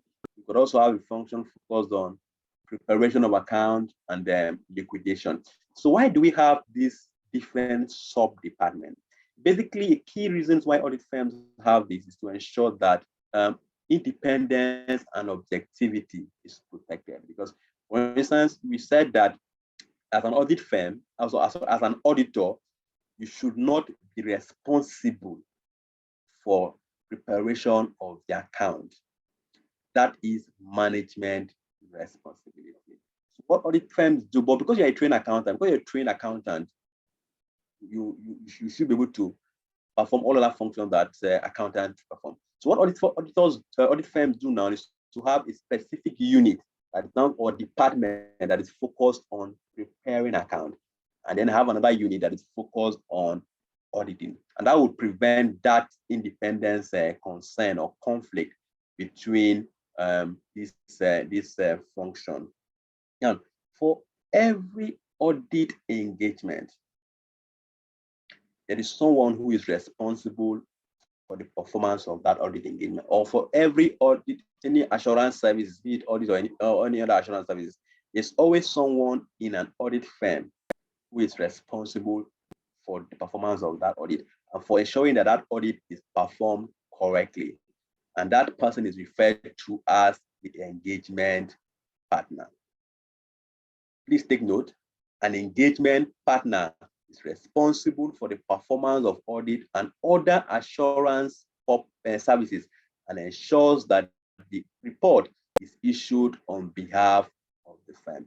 So be it you're doing auditing, you always have an engagement partner for the audit. If the audit firm comes to do a taxation service for you, there would be a partner that would be involved or in charge of that particular service. Let's look at the concept of agency theory and auditing. So who is an agent? That's the common term we use, especially for those that are into real estate, really, agent. So an agent is someone who acts on behalf of another person. But formally, for the purpose of exam, let's look at the formal definition. Agency relationship occurs when one party, the principal, employs another party, the agent, to perform a service on his or her behalf. The relationship between the various parties in the company are often described in terms of agency theory. Let me take that again. The relationship between the various parties in the company are often described in terms of agency theory. So what are the various parties in a company? One, you'd have the employees. Two, you'd have management. Three, you'd have the directors. Four, and then you would have the shareholders. So the relationship between all these parties in an organization is described in terms of that concept called agency theory. And this concept is very important because there could be a conflict between these parties. Let's look at some of the conflict that can exist between the parties in this agency relationship. Let's start from the top. So owners of the business are concerned about ensuring that the business makes profit for them, right? The management and the directors, while they are there, they are concerned that they meet the objective of the shareholder. But at the same time, they're also interested in their bonuses, in their salary. They want to be paid as much as possible. And we know that the more you pay directors and management, the less for the owners. We also know that the owners, the directors and the managers, because they're interested in themselves and what they can get for themselves, They might involve in certain activities or certain risk-taking that might expose the business and expose the investment of the owners. So that creates what? An agency conflict. The owners want profit, the managers and directors want to be well paid, they want to make as much bonus as possible. Let's look at another conflict as well. The auditors, they submit their report to the owners of the business, who are the shareholders. However, the auditor's appointment or the decision to reappoint them after each audit is often left in the hands of the directors by the shareholders. So the auditors are concerned that if we don't issue the report that the directors want, we might not be retained. We might lose our source of income. And we require the source of income to pay our salary and to be in business. So that poses another conflict. So how can some of these conflicts be addressed? First, let's look at the conflict between the directors or the decision of the directors and that of management. The conflict between directors and owners can be addressed through auditing. That is why the owners would want the auditors to come in to check and be sure that what the directors and the managers of the business are doing and what they present to them as the financial statement is true. So auditing addresses to a large extent that conflict and is meant to address that conflict.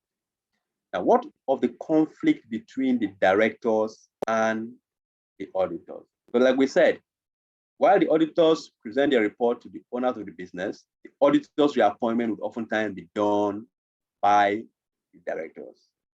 So to address these conflicts, company law requires that organizations have what they call an audit committee.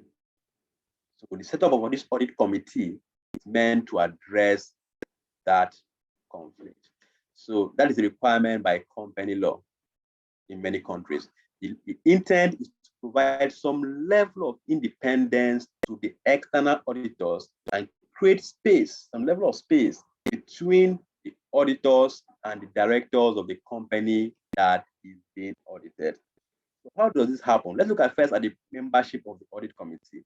So the audit committee, the requirement basically is that for corporate organization, you should have at the minimum 6 members.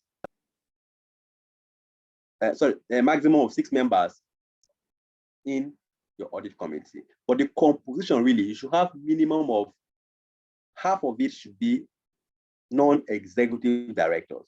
Who are non-executive directors? Non-executive directors are shareholders' representatives. In fact, in some companies, they actually have more non-executive directors than directors. Some even have all members of audit committees as executive directors. But the requirement is that you should have minimum half. That's the requirement. Minimum half should be shareholders' representatives. So when you have these shareholders' representatives, these ones are not managers. They are not involved in the day-to-day running of the business. They are not paid management owners. So they have a high level of independence. So because they have this high level of independence, they are able and better positioned to scrutinize the report that is presented by the auditors and make the decision on the reappointment of the auditors. So this audit committee's role is basically that of oversight and monitoring. Management is concerned with the day-to-day execution. Board is concerned with oversight, monitoring the activity of management. So how are agency relationship on conflict addressed? Just to reiterate, relationship between the conflict between directors and owners is addressed through audit. The possible conflict between directors and auditors is addressed through the setup of the audit committee. So what are some of the functions of the audit committee? One is to oversee the financial reporting and process, they monitor choice of accounting policies and procedures by the business, they oversee the hiring, performance, and independence of the external auditor, which we just mentioned, which is mentioned really. They provide oversight on regulatory compliance, ethics, and whistleblowing hotlines, monitor the system of internal control, they oversee the performance of the internal audit function, discuss risk management policies and practices with management. So the key takeaway there is basically they are responsible for oversight, for monitoring. But directors are responsible for oversight and monitoring. Management is responsible for day-to-day management or execution of the activities of the business. Okay, so what are the key takeaways from this session on the nature, purpose, and scope of auditing? Let's do a quick review on this. Key takeaway said that the owners of the business require assurance that management of the business is doing the right thing. So as such, auditing has developed into a core business subject because of that need for transparency and credibility in stewardship accounting. 2, remember that we discussed that the auditor's report is directed to the owners and shareholders of the business and not just to the directors. 3, take note that annual audit of financial report is a mandatory requirement for companies in many countries. That mandatory audit is what is referred to as statutory audit.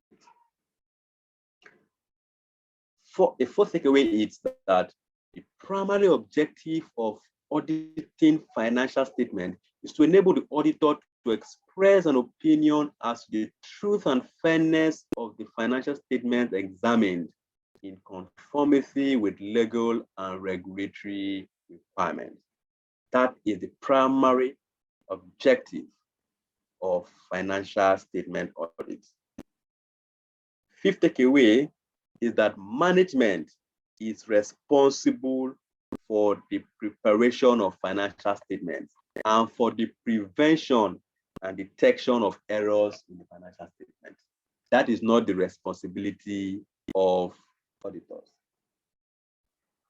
Sixth point to note is that auditors are only responsible for material figures. It is not the auditor's responsibility to ensure that the financial statement is accurate. That is why they do not issue absolute assurance. Rather, they issue what is called what? Reasonable assurance. A seventh key point is that the auditor is responsible for determining the scope of an audit to achieve audit objectives. It is not the audit client that tells the auditor what to check and what not to check. It is the auditor that is responsible for determining what he or she needs to check, what needs to be reviewed, what procedures need to be undertaken to ensure that the objective of that audit is achieved.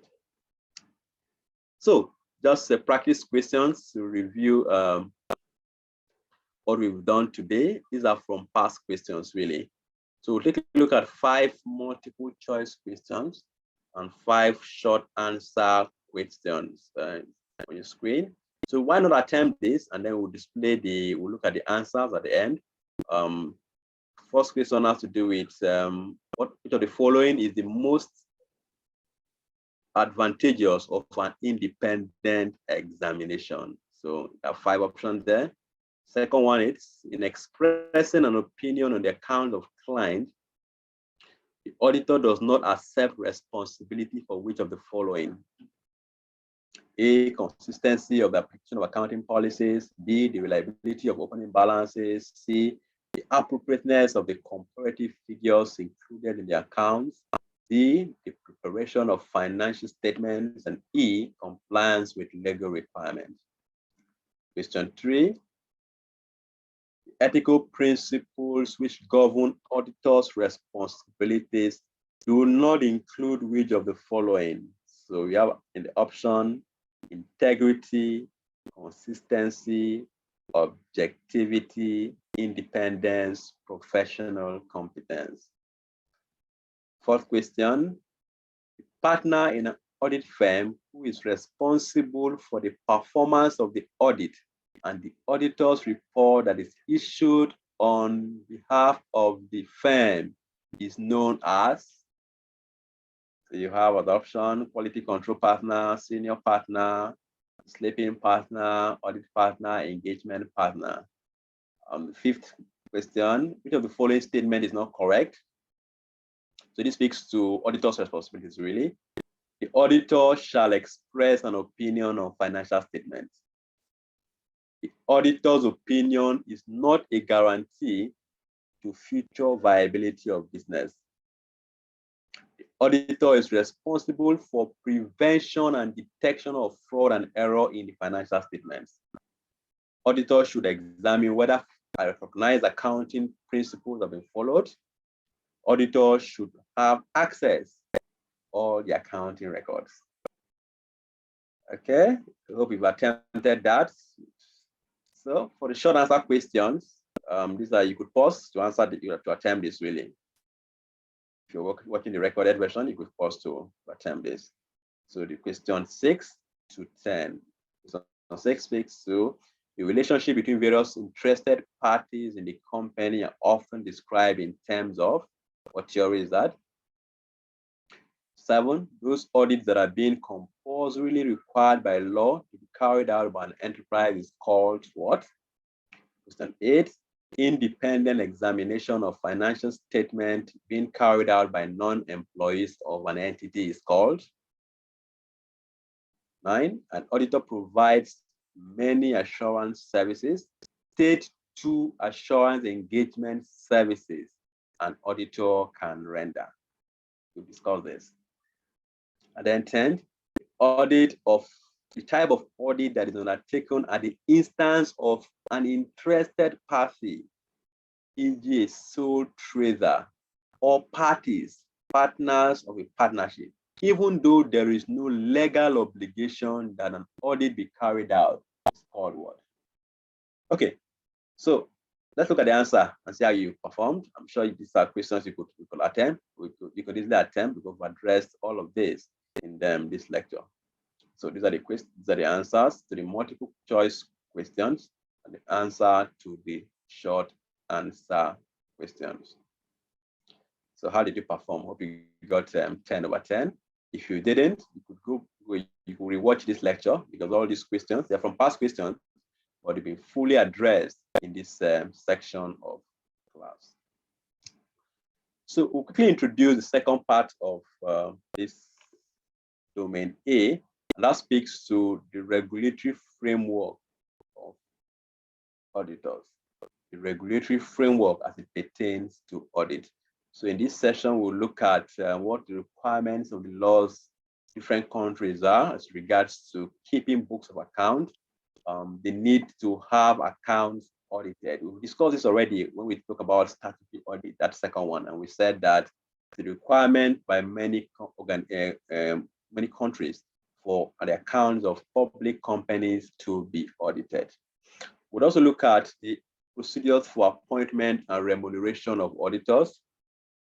We would speak to how do you remove and how are the process for auditor resignation, the rights and responsibilities of auditors, the requirements around competence and integrity, objectivity, and independence.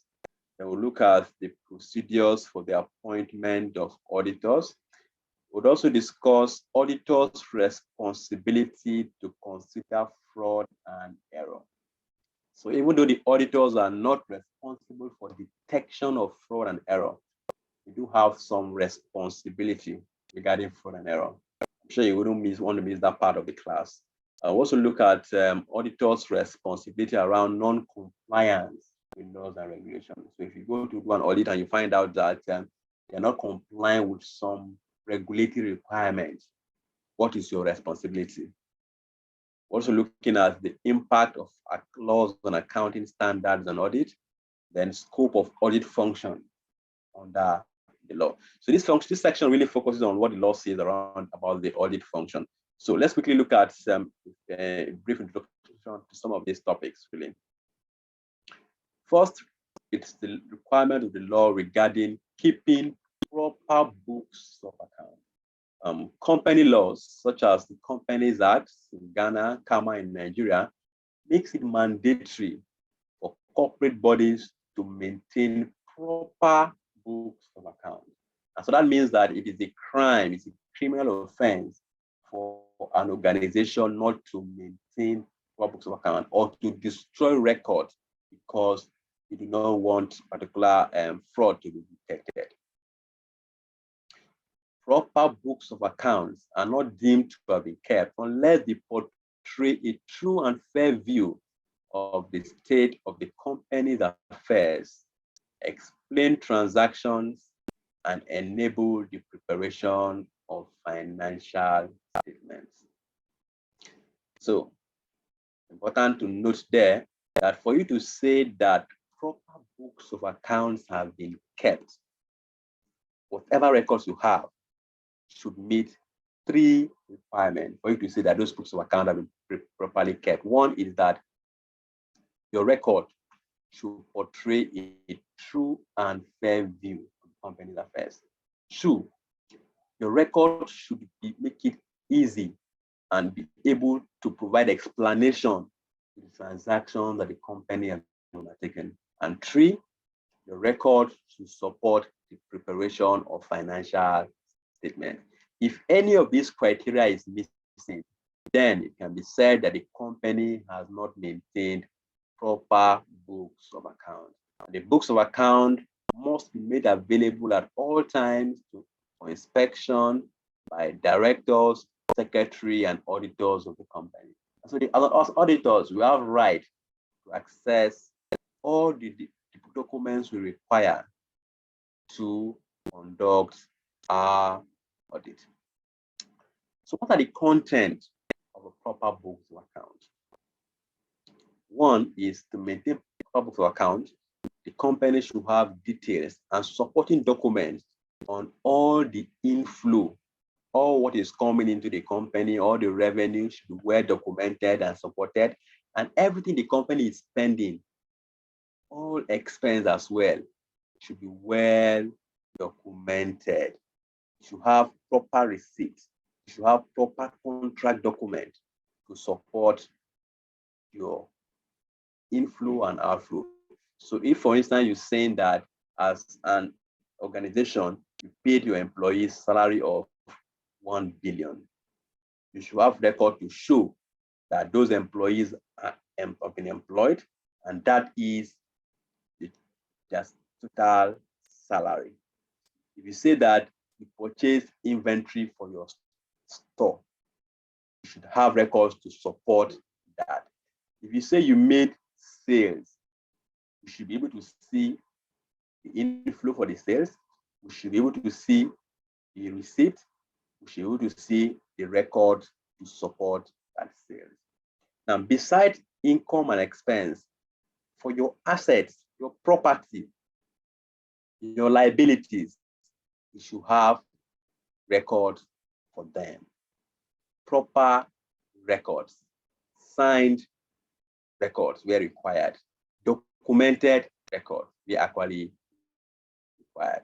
So that is the requirement for maintaining and the proper books of account and the content of proper books of account. Please take notes of this requirement, especially for the short answer questions. My focus on the content of books of accounts.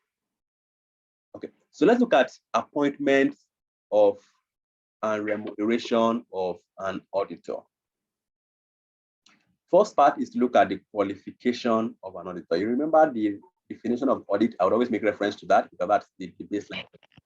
It said that for one to be an auditor, you must be qualified. You must have the required professional qualification and the skills. And so to be appointed an auditor of a public company, one must be a member of a recognized professional accountancy body which has been duly licensed to practice professional accountancy in your home or host country.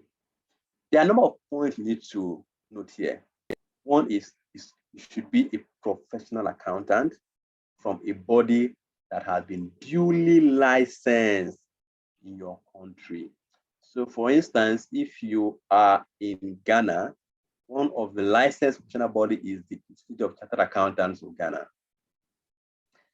Now, if you have someone who is an accountant, a chartered accountant, but say a certified public accountant of, say, United States, would that person be qualified to be an auditor in Ghana? The answer is no, because that person does not have that qualification from an accountancy body that is recognized and registered to practice accountancy in the country. In addition to being a professional accountant or a chartered accountant, there are a number of other requirements that, if not met, disqualify one from being qualified to act as an auditor. So the following persons are not qualified to be appointed as auditor. Please pay close attention to this for your section B in particular on theoretical part of the exam. So who are not qualified? An employee of the company or any of the associated company. So what that means is that if you are an employee of ABC company and there is to be an external audit of ABC company, as an employee of ABC company, you cannot act as an external auditor of ABC company.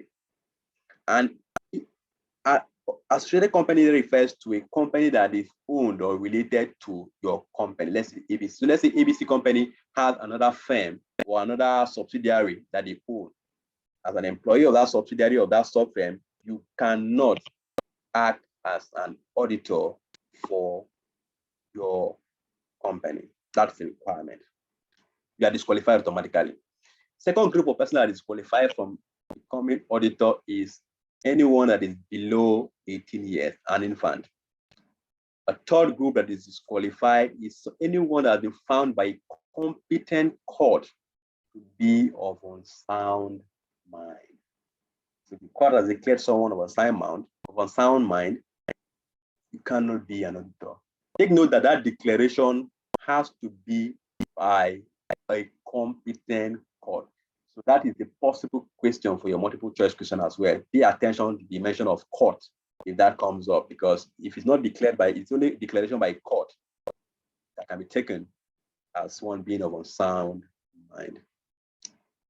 The fourth group of persons disqualified is a corporate body, except that members of an incorporated partnership may be appointed. So what that means is, as an auditor, we're looking at at an individual level. So even though you have an audit firm, auditors are actually individual, not corporate bodies, really, so to say. Next class of people disqualified from being auditors is anyone that is an or discharged bankrupt, unless he shall have been granted leave to act as an auditor of the company concerned by the court which adjudged him bankrupt. So if you are bankrupt, you cannot act as an auditor. But take note of the exception, except the court that adjudged you as bankrupt gives you that permission to act as the auditor. So this group of persons are disqualified from becoming or from being appointed as auditors. This is in addition to the first qualification, which is that of becoming member of a professional accountancy body. So who appoints an auditor? Auditors are generally appointed by the shareholders or the members of a company in a general meeting by ordinary resolution, and they hold office from that general meeting to the next general meeting. So really, companies have what they call annual general meeting. So every year, shareholders meet, consider the financial report that has been prepared for the company and the auditor's report. So in that meeting, an auditor is appointed. And that auditor will now be in charge of that financial statement for the next year. At the end of that year, another meeting is held. And then the auditor may be reappointed or another auditor may be brought in. So that's how the appointment takes place. The members that generally appoint the auditor. However, for a new company, sometimes it might not be possible for the members to meet to appoint auditors, or the members might delegate that responsibility to directors to appoint the first auditor. Now, if they do that, that auditor, as is the practice, will hold office from that date they are appointed to the next annual general meeting. So at the next annual general meeting, they will now be reappointed by the shareholders. However, in certain instances, the registrar of companies or the commissioner can actually appoint an auditor for the company if the company fails to appoint such for themselves. So the company is actually meant to have an auditor in place really for each financial year. So if they fail to do that for a period of 3 months, that can be appointed for them by the registrar of company. That is a requirement, and that's what is stated in the company law.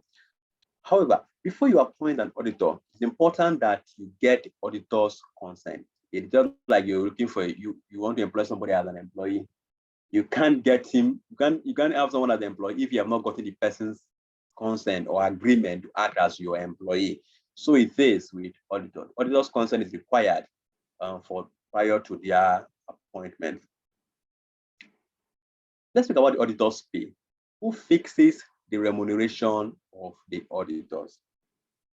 It is those that appointed the auditor. That is the short answer. Those who appoint the auditors are those who fix their remuneration. So if the members, shareholders, meet and appoint auditors, in that meeting, they will fix the remuneration of the auditors.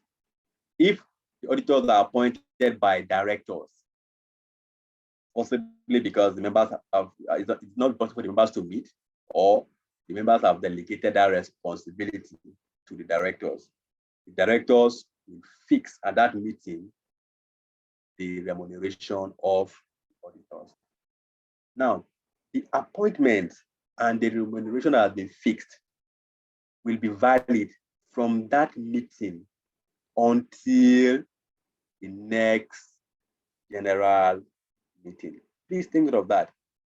Auditors are appointed annually, remuneration are fixed annually. At each general meeting, auditor is considered for reappointment or replaced. That is an annual an annual thing. So that's very important. It's important to take note of that when addressing questions around remuneration and appointment of the auditor. And also take note of the appointment of auditors by registrar of companies. That comes into place when the company has not appointed its auditor for a continuous period of 3 months that is being in business. So the registrar of companies could actually come up to appoint an auditor. So this session has been an interesting one. So we'll stop here for today and continue next week. Look at other regulatory requirements as it pertains to auditing profession. And at the end of this session, we'll also look at some past questions as well on auditing on this section. Thank you very much. Thank you so much. Mr. Amos. Yes, please. Thank you so much for today. So can you stop recording? I think you're still recording, Abby. Yes, I'm still recording. Okay, but you take this part out, right?